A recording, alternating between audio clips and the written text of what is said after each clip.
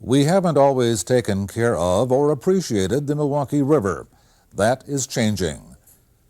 For most of the century, civic leaders have advocated a Riverwalk system that would allow residents and visitors to once again get close to this valuable natural asset. That time has finally arrived. For a long time, our city hasn't been able to take advantage of the water, and we think that through this system that we're putting in, that the city will turn back to the river and start to use it for the things it did in the early 1900s. Turn-of-the-century photos show that the river was an important recreational attraction. It was also a center of commerce, with schooners bringing their goods and services to the businesses that lined both banks of the river. Around 1920, local architect Alfred Klass campaigned for the narrowing of the river in the downtown area to a canal with a street and subway on either side. And there are many examples that making the river more appealing and accessible is an idea that's been around for a long time. Since about World War I until about 10 years ago, we had this idea that somehow we could turn our backs on this beautiful resource and not realize how beautiful it is to have a river running through a city. And so now this Riverwalk is being built, but it's not a new idea. The city leaders and business leaders and civic leaders of Milwaukee at the turn of the century actually planned to have a Riverwalk all up and down the river. And all we're doing is implementing their plan about 90 years later. And that day arrived last August 23rd. Cass Street School 8th grader Lakeisha Kyle helped the mayor with the official dedication. 5, 4, 3, 2, 1.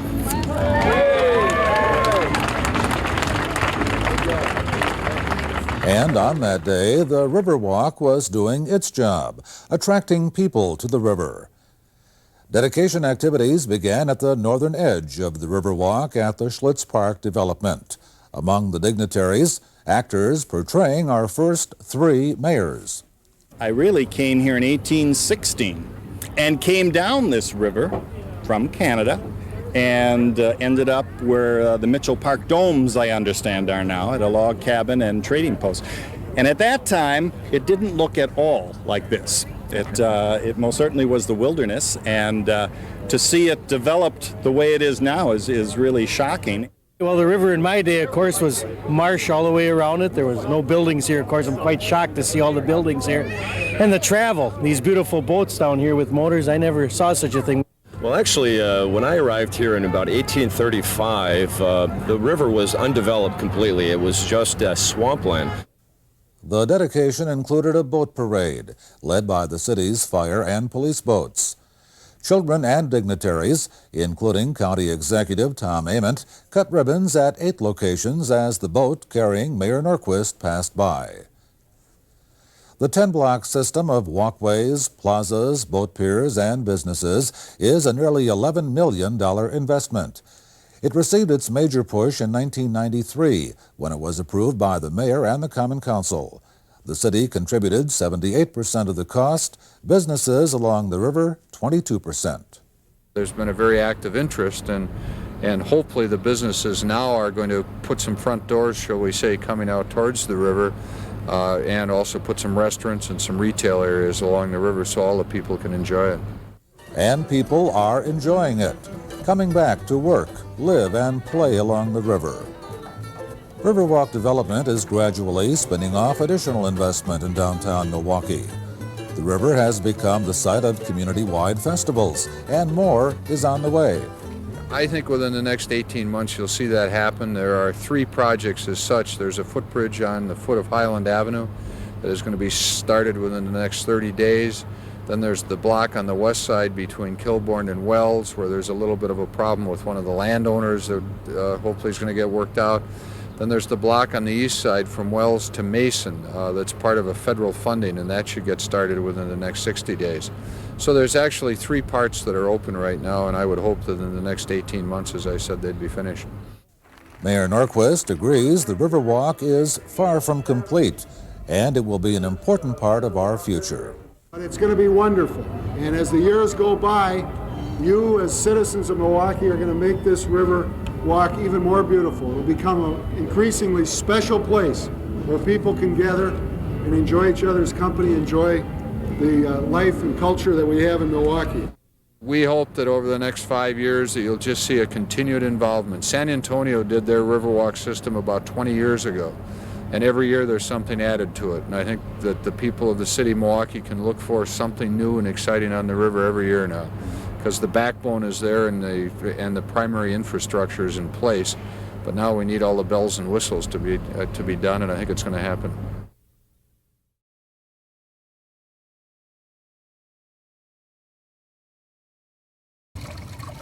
That sound, this water draws people from miles around to the Pryor Avenue well. There are those who think the water has a bad taste and smell, but don't tell that to the people who are attracted here all day long to quench their thirst with a glassful, or a handful, a jugful, or a trunkful of the cool liquid. It's just refreshing, and I think I bought bottled water, from the stores, and it doesn't seem to have the same taste. Hard to describe the taste other than super refreshing. And it's cold, fresh water, and supposed to be no germs in it, so then it's fun drinking. You'll find the well just off Superior Street in the 1700 block of East Pryor, named after Bayview residents William and Elizabeth Pryor, who platted the area in 1872. It's the last public well in Milwaukee with drinkable water, and coming here becomes a tradition, a ritual for many people, some for many years. Well, since I was about 10 years old, and now I'm going to be 75, October 10th. So the water must have been pretty good over all those years for you to keep coming back. Well, when I was a kid, it had a little iron taste to it, and now it seems to be pretty good. So you think that this is definitely different than city water? Oh, sure. In the city water, you get that chlorine taste, and when you make coffee with this water, it tastes like coffee. The well dates back to 1883, when it was a naturally flowing artesian spring. It's had some help for about 75 years. A well pump was installed early this century when there was a drop in the water level. It's a watering hole, but also a gathering spot. We heard of one couple who married after meeting here 50 years ago. The popularity of the worn concrete structure with its 2 water pipes is attested to by this plaque. Don't draw more than a gallon or 2 per turn when there's a waiting line. I'm off on vacation this week, so I figured I'd take a ride, and this is one of my resting spots. Good water. Best there is, I guess. What makes it attractive to you? Why is it good? Well, it tastes good. I just like the taste. And I heard it was healthy. Coming from an aquifer about 180 feet deep, the water that supplies the well is believed to flow through a limestone formation from the Lannon area. Along the way, it picks up some minerals and chemicals. Some like it, some don't. My kids, my grandkids, my wife, and my sister, the family, we drinking this water because it has a better taste to it. And agree with us, might go better than the tap water does. While many just like the taste, some think there are definite health benefits. Others are concerned about the use of chlorine in regular tap water. While it's not city water in the usual sense, you can thank the city for keeping it available.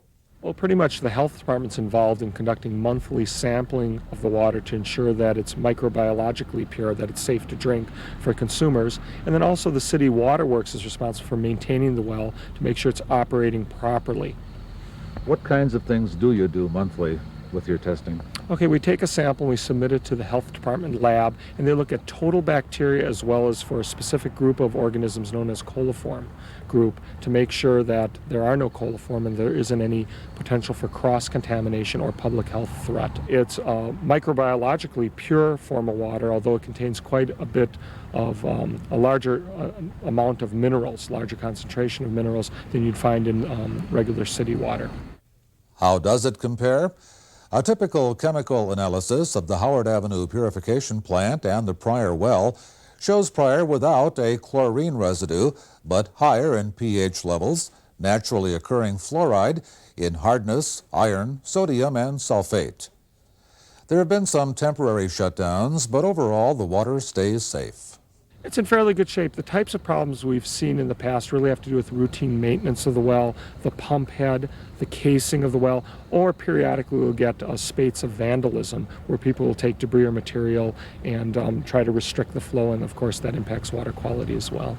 Yeah, you got to try it yourself to really appreciate it. But I think most people that once they try it, they come back. I think they do. At least the evidence is there, because a lot of times there's an awful lot of people there. And when prices seem to be going up on everything else, Pryor well water remains a good deal. Is this what they mean, the best things in life are free? Free, and with a convenient drive-up location. Just one requirement for over 110 years, bring your own container.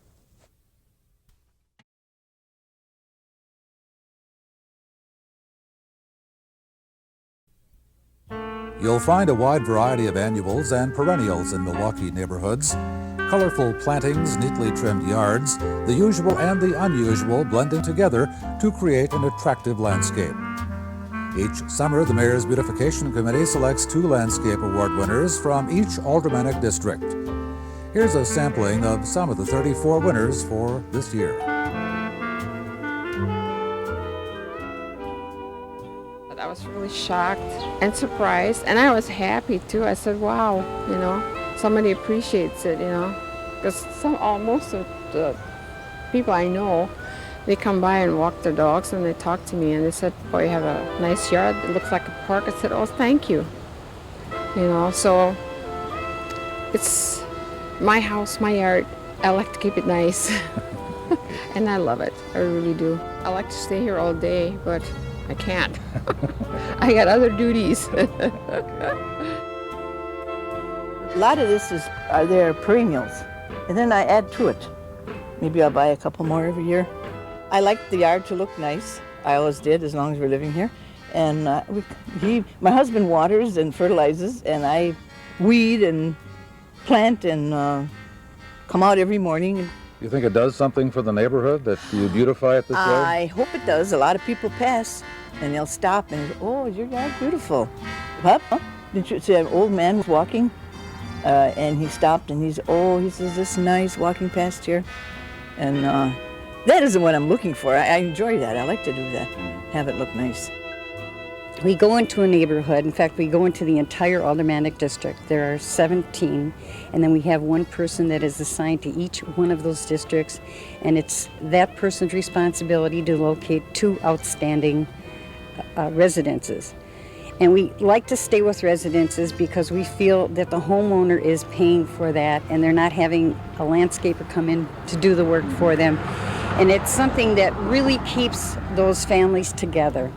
And we found that a lot of the winners have put together their yards, and the kids, well, they'd want to help a little bit, but then as they grew up and got married, then they come back to mom and dad and say, you know, those plants over there, those are really neat, and I like to have those in my garden.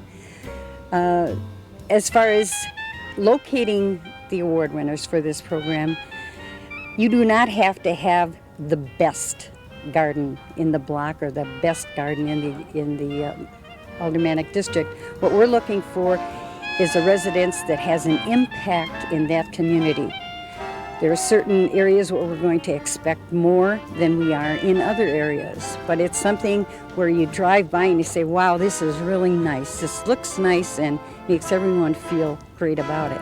And our emphasis is on the front of the home. There are many people that have gardens planted in the backyard that are just absolutely beautiful.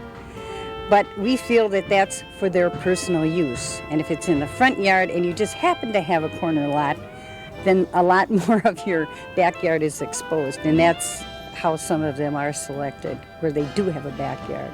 Backyards are pluses.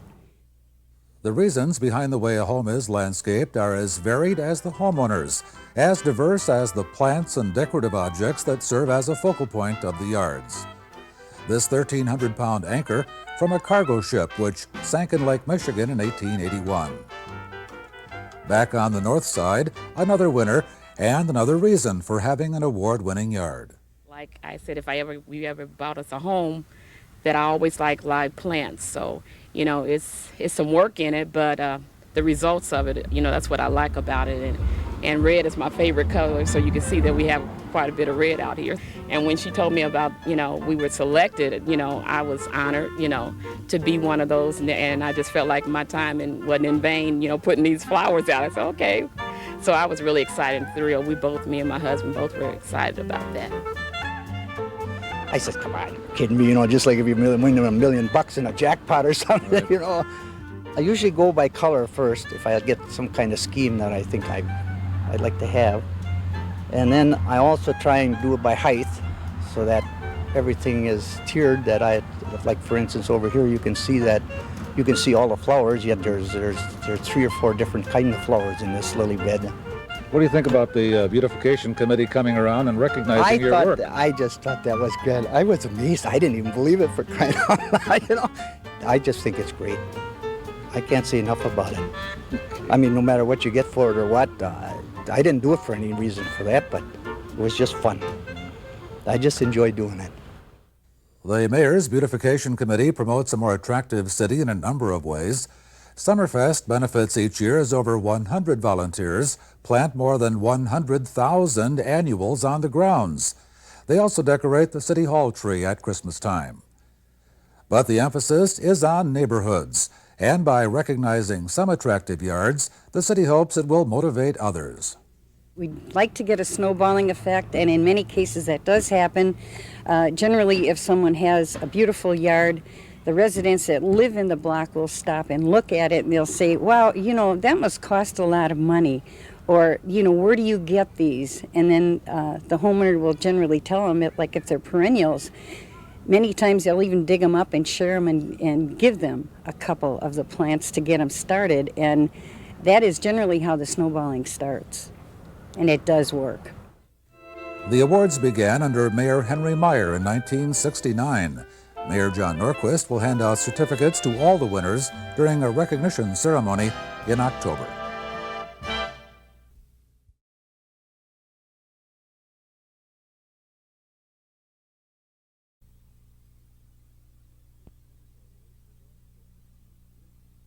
Six-month-old Tyrone Goodwin is growing the way he should and staying healthy.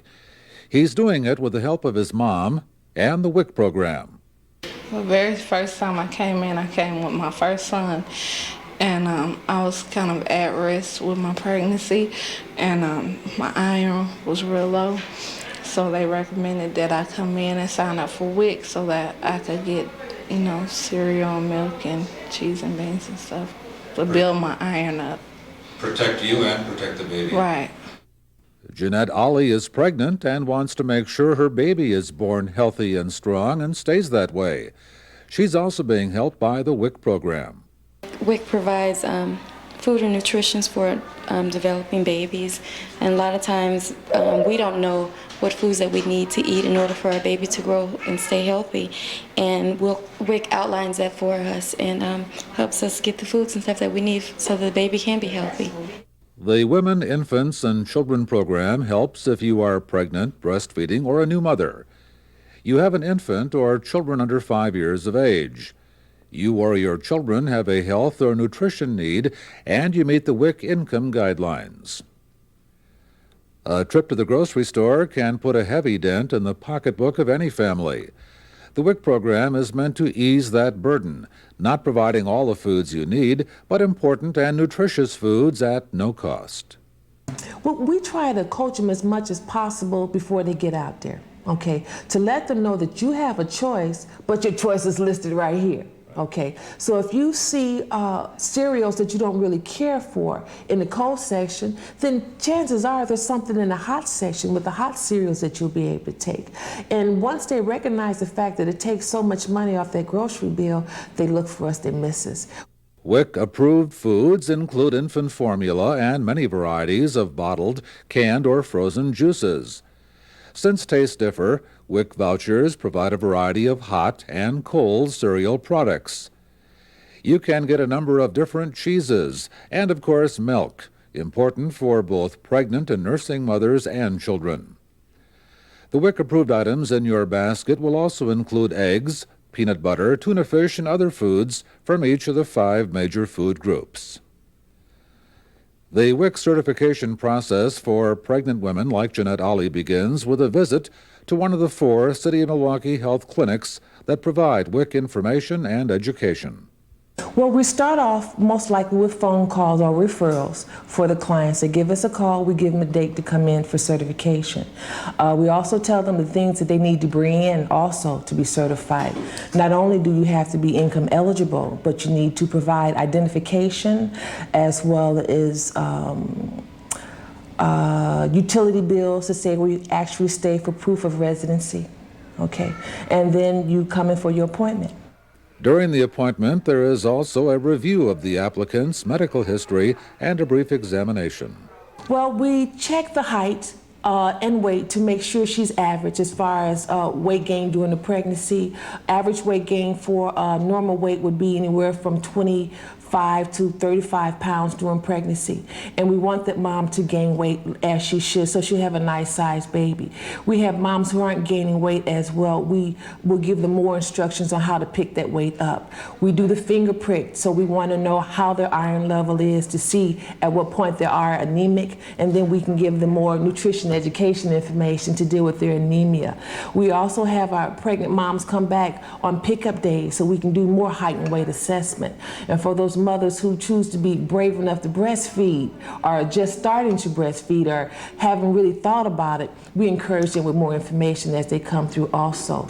After we've got height and weight assessment, have that hematocrit or the finger poke assessment, we bring them in and go over all that different information. My name is Marcia, and I'll be the nutritionist to certify you today. Okay. We actually show a mom the importance of nutrition and gaining weight, how it directly relates to her pregnancy. We'll show her that by not having a proper diet, what effects it cause on the unborn fetus. Okay, well, your intake is pretty good, real good. The area where you're a little low in is your vegetables. Okay, your meat, your milk, your fruits, and your grains, you're doing real well with that, but I would like to see an increase in your vegetables to at least 3 more servings for a total of 4 servings per day. It's important to us that during her pregnancy that she eats right, because as they say, we're all we eat. With WIC, we provide protein that is needed for good fetal development, as well as juices that will cover the vitamin aspect of it. Some moms aren't crazy about milk and they need milk in their diet, so we can switch it up a little bit and offer them cheese to go along with it. Our cereals that we offer are iron fortified for, again, that mom who's kind of low in iron. And our full packet includes peanut butter also. So if we get a mom who's kind of queasy and that meat's not sitting right with them, we give them peanut butter to offer as an alternate protein sub, as well as beans and peas. The WIC process is similar for Sonia Goodwin and her son.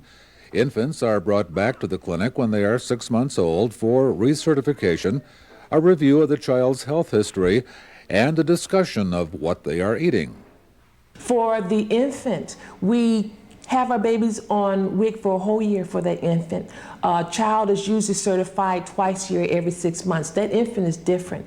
At 6 months after certification, they come back for what we call a recheck. And at that time, we will poke their finger for hematocrit to see how the baby's iron level is, because all our formulas are iron fortified. We want to make sure that iron is in there. We also would do a height and weight assessment on the infant to make sure they're growing like they should or per average according to our scales. And we also do a lot of feeding information then. We'll try to increase his fruits, okay? And that would be the strained fruits. Again, offer the infant cereal from a spoon as opposed to the bottle, and then work on also increasing cup usage. Okay. Some babies at an early age are not given solid foods until later, and I'll get a mom in with a 6-month-old that tells me, well, he won't drink from a cup. Well, you didn't introduce him into it. Or he won't eat from a spoon. Well, you've got to introduce him to it. We tell them the difference in consistency as far as offering cereals and how to make it thinner first versus giving a thick glob of oatmeal like we usually like to eat ours, okay? We introduce cups because we believe in preventing baby bottle tooth decay. And even at 6 months, as early as 5 months, a baby can swing a cup. We just offer a little bit there, and I tell my moms, don't fill it up because they'll drink what they want and the rest is going to glory. So we tease them a little bit, get them wanting to use it more. And we put juice in there, we put water in there, we put anything other than the soda, the Kool-Aid that they really have no business with. The health department says the WIC program works, that women in the program eat better, have healthier babies, and receive early prenatal care. Infants born to WIC mothers weigh more and grow and develop better. Children on WIC eat foods with more iron and vitamin C, visit their doctors regularly, and receive immunizations. Child nutrition education and convincing that mom to eat better for the betterment of the baby, and convincing that mom why you should nurse if you can nurse instead of bottle feeding, or if you can try to do both for good nutrition. And hopefully the things that we give our clients as they come back to us, they can feed them back to us and take them on through life and pass them on and around. WIC is meant to be a short-term program, providing health benefits for women and their children during critical times of growth and development. But the information they receive will help them choose healthy and affordable foods, providing long-term nutrition and health benefits for their entire lives.